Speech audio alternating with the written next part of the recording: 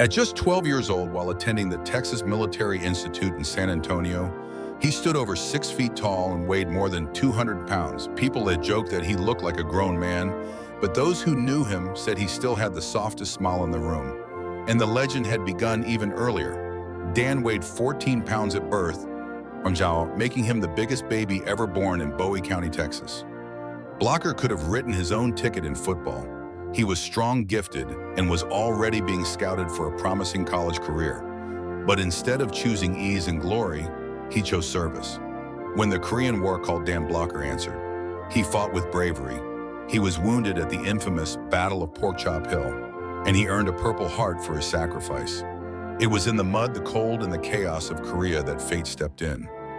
There in a war zone far from home, Blocker met another young soldier, James Garner.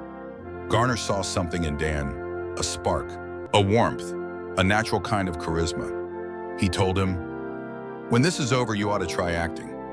Dan Blocker listened, and when he returned home, he took that advice straight into Hollywood. What followed was one of the most beloved roles in television history, Hoss Cartwright on Bonanza, the gentle giant with a heart big enough to warm an entire frontier. Fans loved him instantly, not because he played tough, but because he played true. Everything you saw on screen, the kindness, the humor, the simple honesty, was exactly who Dan Blocker really was. He was not just an actor. He was not just a soldier. He was a once-in-a-generation kind of American story. Dan Blocker was, and still is, a true American original.